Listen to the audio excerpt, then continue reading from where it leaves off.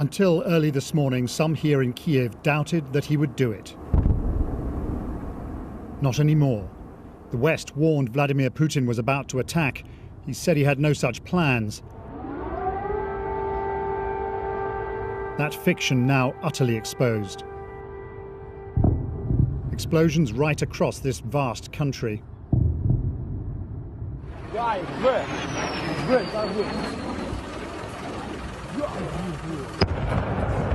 In Ivano-Frankivsk, in the far southwest, a missile struck an airport.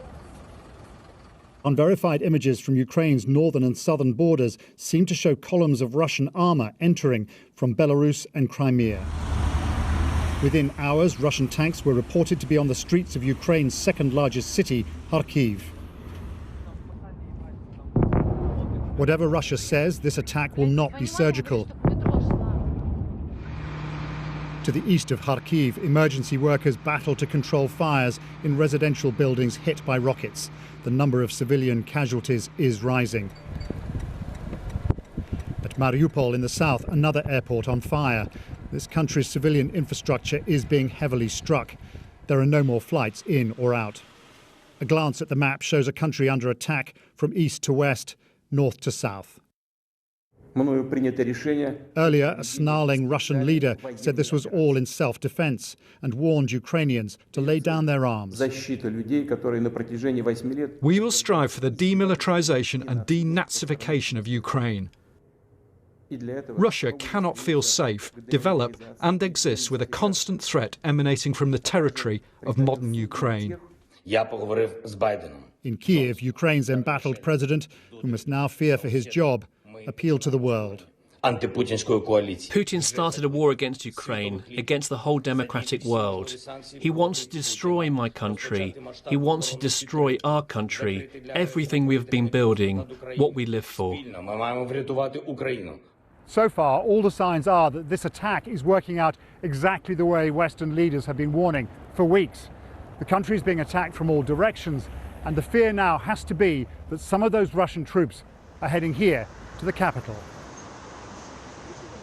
Some people aren't waiting to find out what happens next. The roads out of Kiev jammed with traffic, most of it heading west. These people don't want to be liberated by Vladimir Putin. After weeks of extraordinary calm, this suddenly looks like panic. Mid-morning and two jets fly over the city. It's not clear whose, but it seems only a matter of time before Russia controls the air and much besides. Paul Adams, BBC News, Kiev. Well, people here in Kyiv woke to the sound of air raid sirens up above as citizens who'd long prayed for peace now had to face war. My colleague Nick Beak has been gauging the thoughts of some of the people here to the extraordinary unfolding events. The invasion, the attack that Russia promised would never happen, has now started. And the Ukrainian government is urging people to stay calm, and it's appealing to the international community to stop President Putin now. We soon find Lana and her mum. Russia forced them from their home in Crimea 8 years ago. Now they're on the move again. It's very, very nervous, and I'm very scared. But I must be strong. After the overnight attacks from the skies, many are taking refuge underground. Well, this feels like one of the safest places in the city today, not just because there are lots of soldiers about, but because the metro is doubling up as a bomb shelter. And overnight families have come down here. They're trying to follow the news of what's happening, and they're trying to work out what they're going to do next. 2-year-old Yegor is still smiling, but his mum and dad are worried. 8 bombs. 8 bombs? 8 bombs. At Borisopol? In Borisopol. The war started.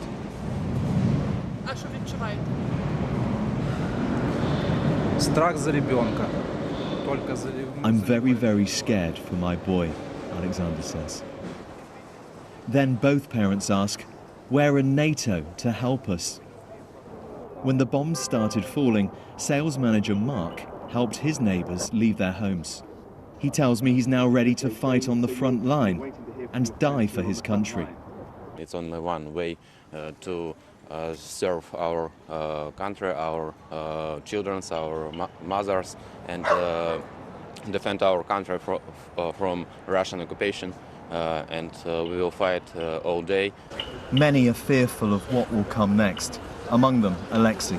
If Russia will occupy Kiev, which I don't believe happen, because I believe in our army, well, it will be like another Nazi occupation. It's still eerily quiet here in the heart of the capital. It seems many have followed government advice to stay at home. Lots of people will have also heard Russia's claim that it carried out targeted strikes on the Ukrainian military. I've got to tell you, people here are saying it doesn't feel like that to them. Instead, they feel that they're under attack and that President Putin has declared war on them. Nick Beak, BBC News, Kyiv. The view from here in Ukraine. Well, what about Russia? In an address on state television, Vladimir Putin claimed his country had been left no choice but to defend itself against what he suggested were threats from modern Ukraine, and that Moscow would try to what he called denazify this country. From Moscow, Steve Rosenberg. From the President of Russia, a fateful decision. Vladimir Putin said military operation. But really, the Kremlin was launching a full-scale invasion of Ukraine. Russian stocks plunged. The ruble hit an all-time low. Fears of conflict superseded by the shock of a war and what may come next. I think that if Putin is not stopped now in Ukraine, this war would be the beginning of the Third World War. Vladimir Putin comes across now as a leader with an almost messianic idea to force Ukraine back into Moscow's orbit, even if that means war. What the public might think about that doesn't come into it. He seems determined to achieve his goal. In the centre of Moscow, we're against the war, she says, and we want the whole world to know that. But so far, few Russians have come out to protest. Maybe this is why. In Russia now, protests end like this. I'm sorry, I'm so shocked.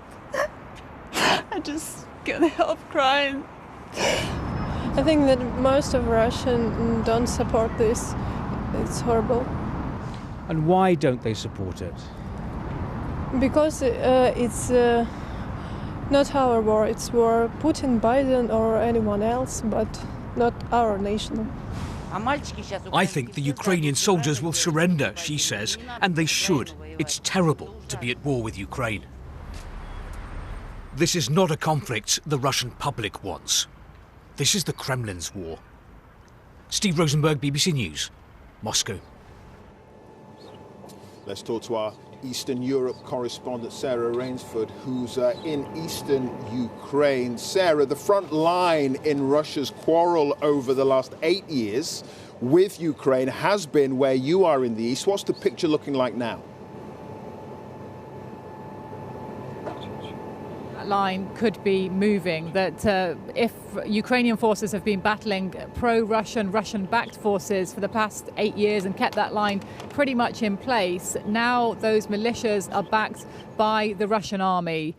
We know that they've rolled into some areas of the Donbass, and we know that there is some heavy fighting going on along the contact line, as it's known, to the south of where I am now. We know there have been civilians killed today in one area, and that there's, as I say, heavy fighting in several places. So people here back a little way from the front line are worried about what that means. They're worried about an advance by Russian troops. They're worried about the fighting coming to their doorstep. For the moment, life is kind of going on as normal. There are children out and about. There are parents with babies. People have gone to work today, although school was cancelled. But there's this kind of air of trepidation about what is coming, because people have seen what happens when this area is taken over by the Russian-backed militias before. Now it's the Russian army who's there too, and they're worried about what exactly that means for their lives going forward.